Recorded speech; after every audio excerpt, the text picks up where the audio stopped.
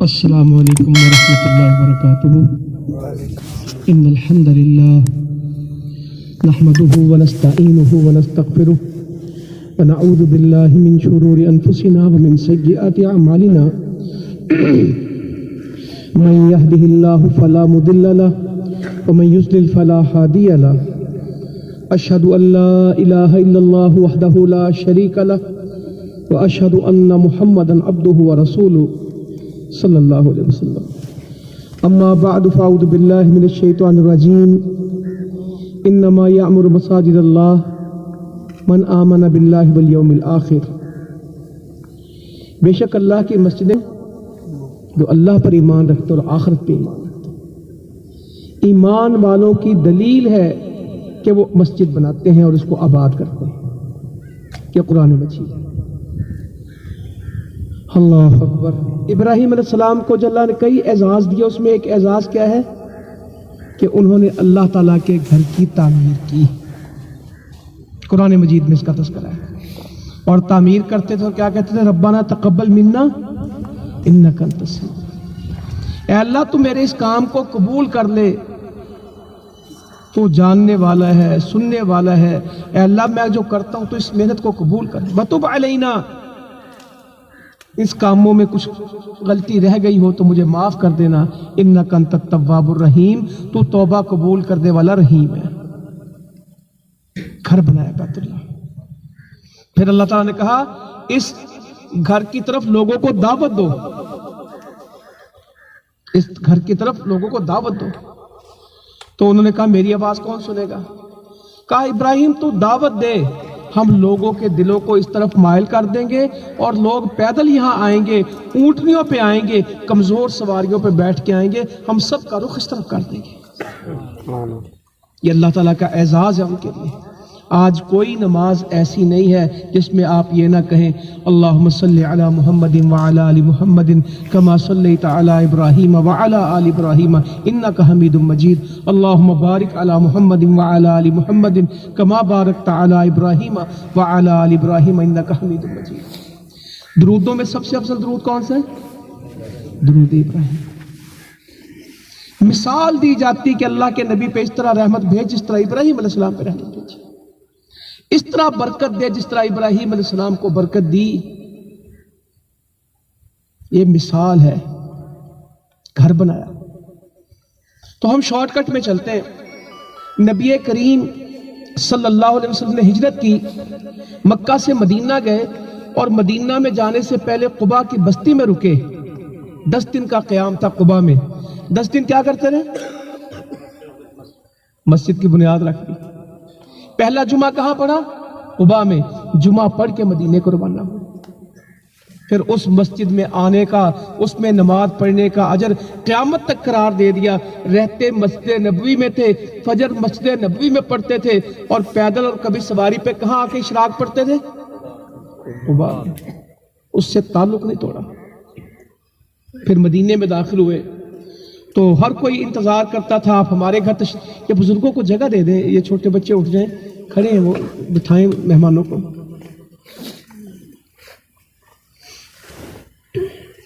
جی میری طرف توجہ کریں۔ تو ہر کوئی کہتا تھا میرے گھر آ جائے۔ تو اللہ کے رسول صلی اللہ علیہ وسلم فرما رہے تھے میری سواری کو روکو نا، اس کو کس کا حکم ہے؟ اس کو اللہ کا امر ہے، اس کو اللہ کا امر ہے، جہاں یہ بیٹھے گی وہی میرا گھر ہوگا۔ اور مدینے کی بچیاں ترانہ پڑھ رہی تھی کہ آج ہمارے اوپر 14ویں کا چاند چڑھ گیا، آج ہمارے لیے خوشی کا دن ہے۔ ایک منظر تھا مدینے میں کہ نبی مکرم صلی اللہ علیہ وسلم آ رہے تھے، اور آپ کی زندگی میں سادگی کتنی تھی۔ مدینے کے لوگ آپ کو ملنے کے لیے آ رہے تھے، سمجھ نہیں آتی تھی کہ محمد صلی اللہ علیہ وسلم یہ ہے، یہ سیدنا ابو بکر صدیق ہے، دونوں میں رسول اللہ کون ہے اس کا فرق نہیں پتہ لگتا۔ لوگ کس کو بڑھ بڑھ کے ملنے لگے؟ سیدنا ابو بکر کو، صدیق رضی اللہ تعالیٰ عنہ۔ وہ بھی کیا کمال ادب کے لوگ تھے، یہ نہیں کہا یہ اللہ کے نبی ہے، اشارہ ہی نہیں کیا۔ جو دین پہ چلتے ہیں اللہ ان کو حکمت اور عقل بھی دیتا ہے۔ حکمت عقل اللہ کی طرف سے آتی ہے، چلاکیوں سے نہیں آتی۔ چالاکیاں اور چیز ہوتی ہیں اور فہم، فراست، بصیرت حکمت یہ اللہ کی طرف سے آتی ہے، یہ چلاکیوں سے نہیں آتی۔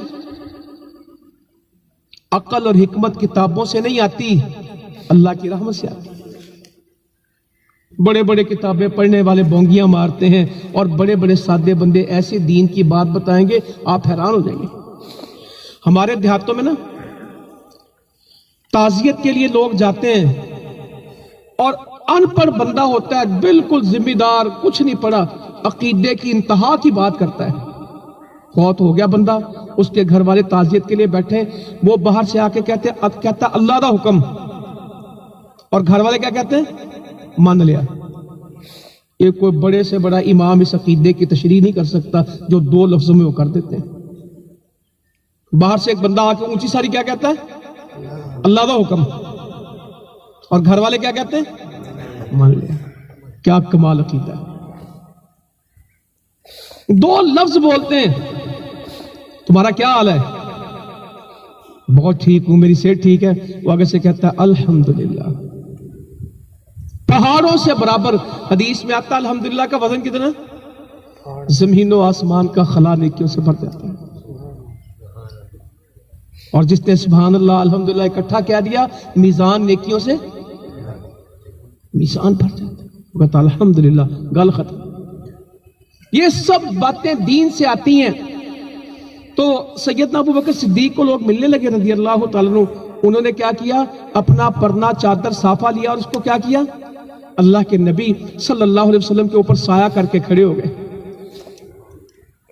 ساتھ ہی تعارف ہو گیا کہ نبی کون ہے۔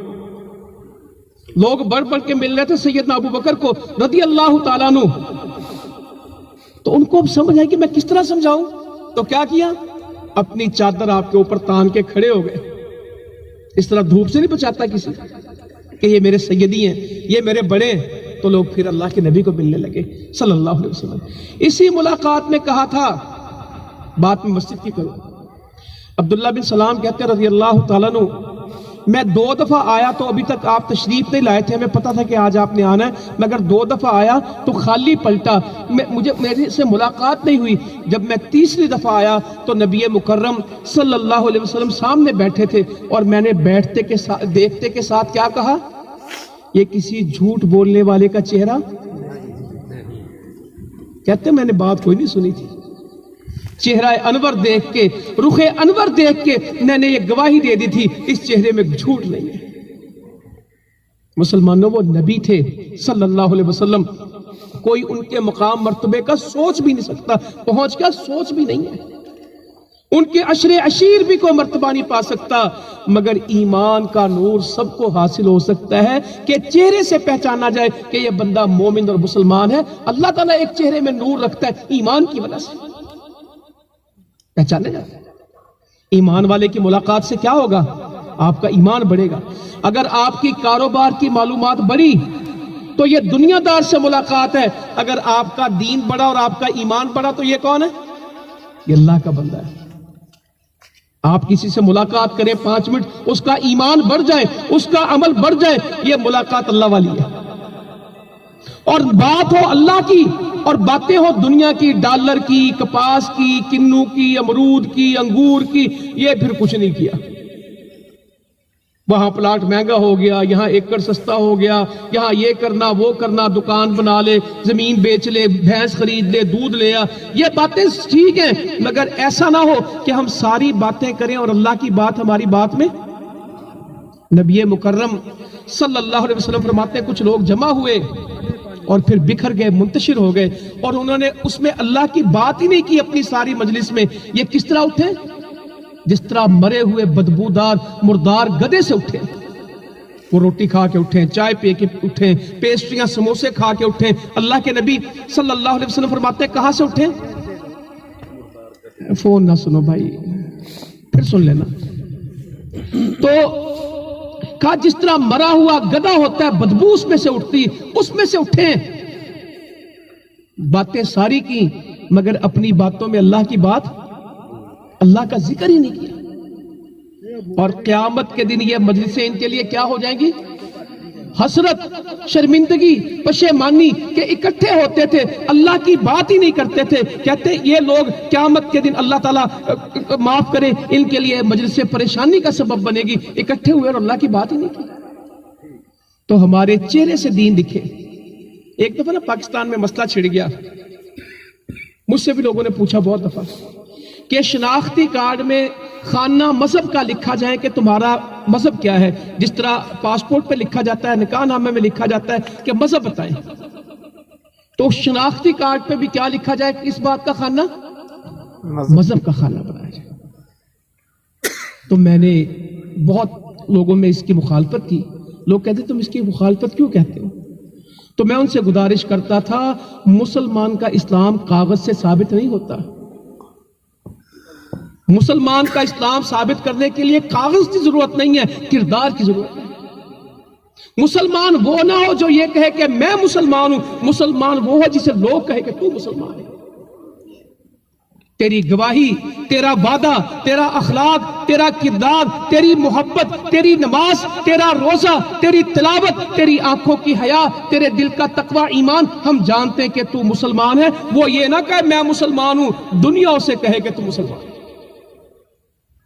ہمارے ایک دوست ڈاکٹر ہیں, کہنے لگے میں امریکہ چلا گیا, قمیص شلوار میں نے پہنی, داڑھی میری پوری رنگ لگا ہوا, داڑھی کو مہندی لگی, پانچے میرے ادھی پنڈلی پہ, امریکہ کے ایئرپورٹ پہ اتر گیا, میرے نام کے ساتھ محمد کمپیوٹر چی چی چی کرنے لگ گیا. انہوں نے مجھے لائن سے الگ کر دیا کہ خاص دہشت گرد ہے, اس کو لے جائیں. وہ مجھے اپنے سیکورٹی آفیسر کے کمرے میں لے گئے. تو مجھے کہنے لگے کہ آپ سے انویسٹیگیٹ کرتے ہیں, آپ کون ہیں؟ میں نے کہا کہ مجھے تو پڑھنی ہے نماز, میں جہاز سے اترا ہوں, میری نمازیں ہو رہی لیٹ, مجھے نماز پڑھ لینے تو پھر 5 سال لگے رہنا نماز. اس نے کہا جو 300 لائن میں لگے ہیں ان کو نماز کی فکر نہیں ہے, تم اکیلے کو نماز کی فکر ہے. کہنے لگا مجھے ان کی پتہ نہیں ہے, میں نے اپنے اللہ کو پہلے حاضری دینی ہے, میں نے اپنے اللہ سے پہلے بات کرنی ہے. کہنے لگا کہ اس نے مجھے کہا ٹھیک ہے آپ واش روم میں جائیں. میں نے وضو کیا, کوئی نہ جائے نماز تھا, نہ کچھ تھا, نہ قبلے کا پتہ. میں نے اس کے فرش پہ نماز پڑھی. وہ مجھے دیکھتا رہا ہوگا.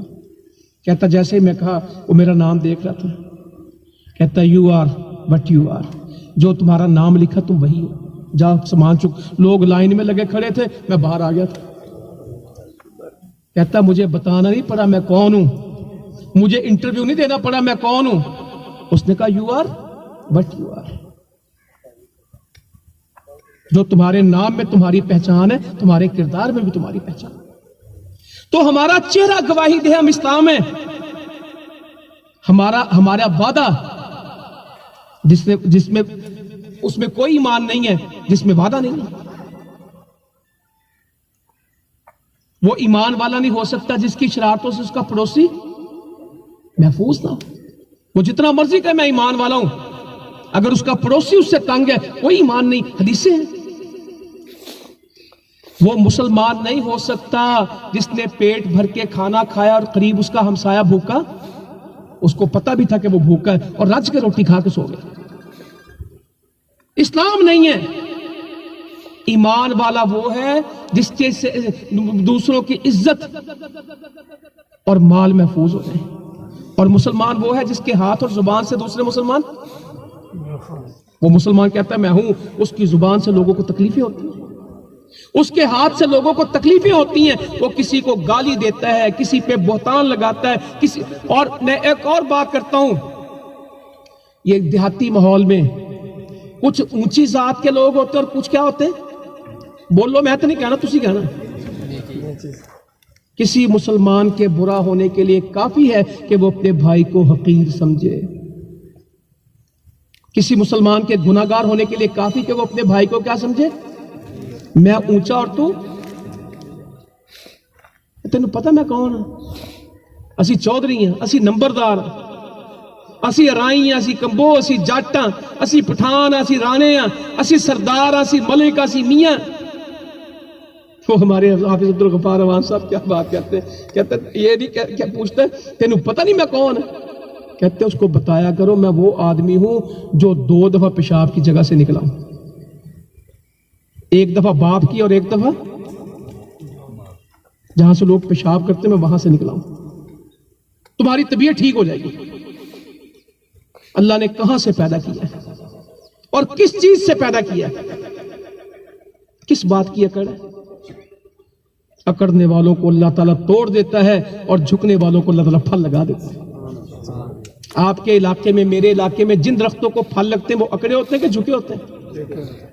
ہمیشہ جھکے کو پھل لگتا ہے، اکڑوں پہ کبھی نہ پھل لگے نہ پھول لگے. سفیدے کو کیا لگتا ہے؟ پاپولر کو کیا لگتا ہے؟ وہ ہمارے زمانے میں سرو کے درخت بڑے لگتے تھے باغوں میں، بو آتی تھی، کبھی اس میں سے خوشبو نہیں آئی. اور پھل والے درخت اتنے جھکتے ہیں کہ ٹوٹ جاتے ہیں اور لوگ ان کو پتھر مارتے ہیں اور وہ پتھر کے جواب میں کیا دیتے ہیں؟ یہ ہے کردار. لوگ اس کو جوتے مارتے ہیں، ڈنڈے مار دیں، بچے بیر کے درخت کو، آم کے درخت کو نیچے سے وٹے مارتے ہیں، وہ کہتا مار دو جو تم نے مار دو، پھل کھا. وہ یہ ہمارے تو فضول باتیں بنی ہوئی ہیں کہ اینٹ کا جواب، یہ جہالت ہے. ادفع باللتی ہی احسن، برائی کا جواب کس سے دینا؟ اچھائی سے. برائی کا جواب، کیچڑ کو کیچڑ سے نہیں دھویا جائے گا، کیچڑ کو صاف پانی سے دھویا جائے گا، کیچڑ کو پاکیزہ چیز سے دھویا جائے گا. ہم کیچڑ کو کس سے دھونا چاہتے ہیں؟ میں گالی کا جواب گالی سے دوں گا، تو ایک گال کر دے گا میں. یہ کیا زندگی ہے؟ بدلے اپنے آپ کو. اللہ تعالیٰ اسلام کی خوشبو ہم سے آئے، ہمارے گھر سے اسلام کی خوشبو آئے. مجھے مل کے کوئی کہے اللہ اکبر، آپ کی مسجد کی باتیں کرنی ہے، میرا آگے سفر بھی ہے، مگر چلیں کچھ باتیں میرے ذہن میں چل رہی ہیں تو میں چلاتا جاتا ہوں. جابر بن عبداللہ کہتے ہیں رضی اللہ تعالیٰ عنہ، نبی مکرم صلی اللہ علیہ وسلم ظہر کی نماز کے بعد نکلے مسجد سے. ہم بچے باہر کھڑے تھے، اور جو مسجد آپ نے بنانی ہے جہاں ہم بیٹھے ہیں، یہ مسجد بابوں کی، بوڑھوں کی، جوانوں کی کہ بچوں کی بھی ہے؟ سب کی ہے. نہ بھائی بچے نہ آنے دینا، بچے کرتے شور، وہ کرتے شرارتیں. بچہ آئے تھے چانڈ مار کے انہوں بولے آگے، انہوں کہا پتر نکلے تو کدھا پتر ہے؟ تیرے پیو نے کلی نماز نہیں پڑھی، تو آ گئے تھے، ٹوٹی بند کر، وضو دا تینوں طریقہ نہیں آندا تے تو آ کے تھے مسیح تے رولا پایا، بالکل دفع ہو جائے. تم جب بچے مسجد میں آئے تو ان کو کیا کہنا؟ نکلو باہر. کوئی بچہ شور کرے، کوئی بچہ چیخے تو سلام پھیر کے پہلا کام کیا کرنا ہے؟ وہ چانبلا دے چنگی ٹکا کے، تاکہ آئندہ کوئی بچہ مسجد میں. ہم بچوں کو مسجد میں لانا چاہتے کہ بھگانا چاہتے؟ سیدھی گال کرو، نہیں رویے سے کہیں، زبانوں سے نہ کہیں. آج تک جس مسجد میں گیا ہوں، بچوں کو چند مسجدوں میں شفقت ملی ہوگی، اکثر میں غصہ اور نفرت ملی. اور چھوٹے بچے چلو تسی بات چلو، اچھا روٹی تقسیم ہوگی، بچے کا دل زیادہ کھانے کو چاہتا ہوگا، پھل بانٹ رہے ہوں گے، اور چلو بچے تسی پنجو، اے بڑے بابے انہوں سارے کھوا لو، بچے سارے اٹھا دو. حق کیا کہ پہلے کس کو کھلائیں؟ اور بچے نہ کی کام میں تسی نکلو باہر. اشتہاروں پہ لکھا ہوتا ہے کہ بچوں کو پروگرام میں مت لائیں. وہ بازاروں میں تو جاتے ہیں، وہ کھیل کود کے میدانوں میں تو جاتے ہیں، مسجدوں میں ان کے دروازے بند ہیں، مسجد میں بچے روتے ہیں. صحیح بخاری کی حدیث ہے، نبی مکرم صلی اللہ علیہ وسلم فرماتے ہیں میرا دل چاہتا ہے میں لمبی نماز پڑھوں، ایک عورت کا بچہ روتا ہے اور میں اپنی نماز کو مختصر کر دیتا ہوں، اس ماں کا دل دکھتا ہوگا. اور عورت کو بھگا دیا مسجد سے کہ نماز چھوٹی کی ہے، رونے والے کو نہیں بھگایا. ایک بندہ کہنا بچے آن کے مسجد شرارتا. ہم نے نا پچھلی سردیوں میں تکبیر اولیٰ کا سلسلہ شروع کر دیا اپنی مسجد میں کہ جو بچہ 40 دن تکبیر اولیٰ پوری کرے گا ہم اس کو سائیکل دیں گے. میرے تک دعالے ہوگی مسجد میں. ہم سمجھے 100 بچے نے تکبیر اولیٰ پوری کر لی کہ تسی 100 سائیکلہ دو گے؟ تو میں نے کہا دیں گے، کیوں نہیں دیں گے؟ کہتا 100 سائیکلہ پتہ کتنے دیا آن گیا؟ میں نے کہا مجھے پتا 7-8 لاکھ روپے کی آئیں گی، کتنے پیسے لا رہا گے؟ تو میں نے کہا باتھ روموں پہ 10 لاکھ لگ گئے ہیں، نمازی بنانے پہ اگر 8 لاکھ لگ جائیں، پیشاب کرنے پہ کتنے لگا دیے مسجد میں، ٹوٹیوں پہ لگا دیے، جنریٹر پہ لگا دیے، اینٹ پتھر پہ لگا دیں گے انسان پہ. اب وہ 126 بچے بھرتی ہو گئے. اب 126 بچہ مسیطے آیا ہوئے، چین چاں رولا رپا، سب بچے 10 سال سے کم لیے ہم نے۔ اوہو ہو، بابوں کا تو بس نہ جائے کہ وہ مجھے کھا جائیں یا بچے بگا لیں۔ وہ پوری نماز میں رولا پڑا رہتا تھا، کوئی دھکا دے رہا، کوئی مار رہا ہے۔ پھر میں بزرگوں سے کہتا تھا، بزرگوں آپ نے اور میں نے بھی اس عمر میں یہی کچھ کیا ہے، تھوڑا صبر کریں، اگر ہم نے صبر نہ کیا پھر مسجد خالی ہو جائے۔ 36 بچوں نے سائیکل لی ماشاءاللہ، پکے نمازی بن گئے۔ 40 دن دھندیں تھیں، سردیاں تھیں، فوتگی ہوگی خاندان میں۔ ماں باپ کو مجھے فون آیا، کیا کرنا ہے؟ بچہ تو کہتا ہے کہ تم نے جانا چلے جو، میں اکیلا گھر میں رہوں گا، میں نے تکبیر اولیٰ نہیں معاف کرنی۔ تو میں نے کہا جہاں جاؤ گے نا وہاں امام سے اس کا دستخط کرا دینا، لے جاؤ۔ چھٹیاں ہوئی، بچے گھر کسی نان کے داد کے نہیں گئے کہ ہماری تکبیر اولیٰ۔ یہ بچے بڑوں سے زیادہ شوقین ہوتے ہیں، کوئی جگہ دیں ان کو۔ نبی کریم صلی اللہ علیہ وسلم نماز پڑھ رہے ہیں اور نواسی کو گود میں اٹھایا ہوا ہے، کیا نام تھا؟ امامہ بنت ابی العاص رضی اللہ عنہ۔ جب رکوع سجدے میں جاتے زمین پہ بٹھا دیتے، جب قیام کرتے تو گود میں اٹھا لیتے۔ کتنے لوگ ہیں جنہوں نے گود میں اٹھا کے نماز پڑھی کہ یہ بھی اللہ کے نبی کی سنت ہے؟ گھر میں پڑھ لیں،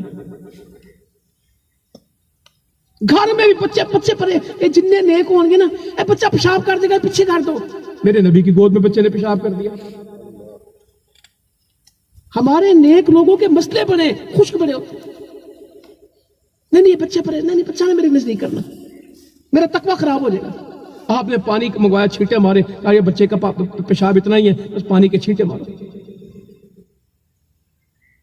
سجدے میں گئے، اٹھ ہی نہیں رہے۔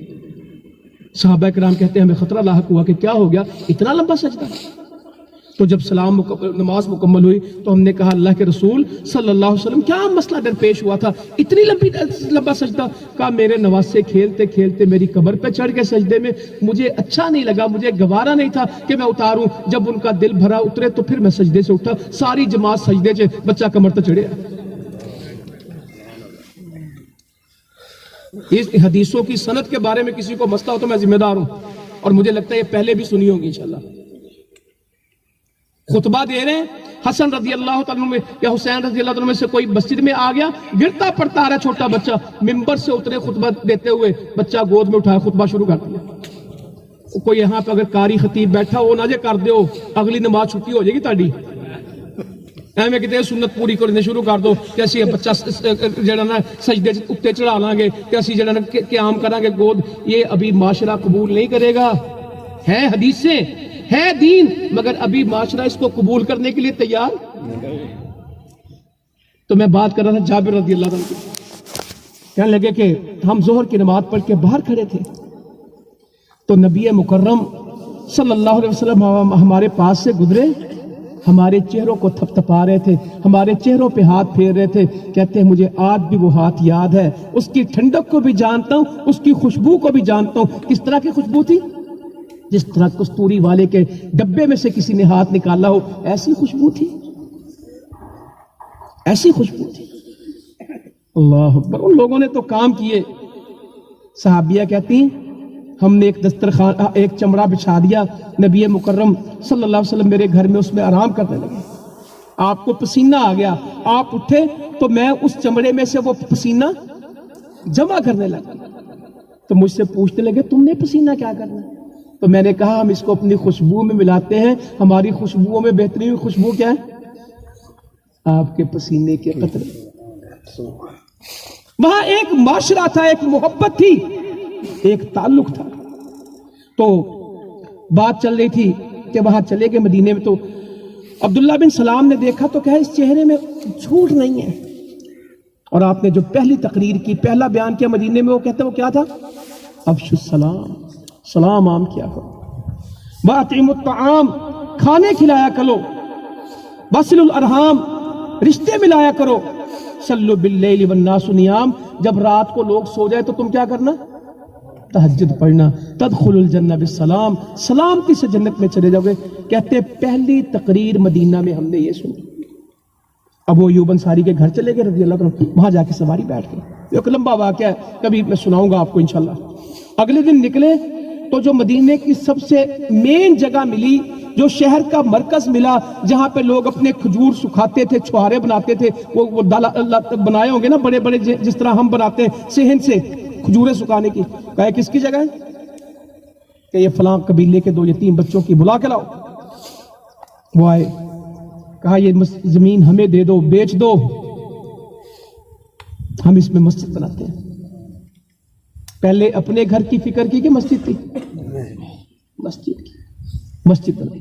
تو وہ بچے کہنے لگے ہم اس کو اللہ کے لیے مفت دیتے ہیں. کہا نہیں, ہم اس کی قیمت ادا کریں گے. بچوں نے کہا ہم اس کی قیمت اللہ سے لیں گے. کہا ہم اس کی قیمت دیں گے. سیدنا ابو بکر سے کیا کہا؟ اس کی قیمت ادا کرو. پھر اور جگہ کم پڑ گئی. سیدنا عثمان غنی نے اپنی شہادت سے 2-3 دن پہلے یہ بات کہی تھی رضی اللہ عنہ کہ مسجد کم پڑ گئی اور 7 اونٹوں کا بارہ تھا. میرے نبی اعلان کر رہے تھے صلی اللہ علیہ وسلم, جو اللہ کا گھر بنائے گا, مسجد بنائے گا, اللہ تعالیٰ جنت میں اس کا گھر بنائے گا. یہ جگہ کون خرید کے دے گا؟ میں نے یہ جگہ خریدی اور لا کے اللہ کے نبی کو پیش کی اور آپ نے کہا اس کو مسجد میں شامل کر. مدینے میں صرف ایک مسجد بنائی تھی کہ کئی مسجدیں بنائی تھی؟ قباء آپ کو بتائی. ذو قبلتین کیا تھا؟ صحابی کہتے ہیں اتنی نزدیک مسجد ہوگی کہ ہم اللہ کے نبی کہتے ہیں میں اللہ کے نبی کے پیچھے نماز پڑھ کے نکلا تو رسول اللہ صلی اللہ علیہ وسلم کی خواہش تھی کہ میرا قبلہ کیا کر دیا جائے, ادھر کیا جائے مکہ کی طرف. حالانکہ ہم بیت المقدس کی طرف نماز پڑھتے تھے. تو آپ بار بار اس کی آرزو کرتے تھے. نماز کے دوران ہی وحی آئی اور آپ بھی گھوم گئے اور صحابہ بھی.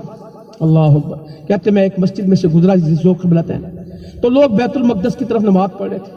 تو میں نے کہا اللہ کی قسم, میں تمہیں اللہ کا واسطہ دے کے کہتا ہوں, میں نے لوگوں کو اللہ کے نبی کے پیچھے نماز پڑھی اور آپ کا رخ کدھر تھا؟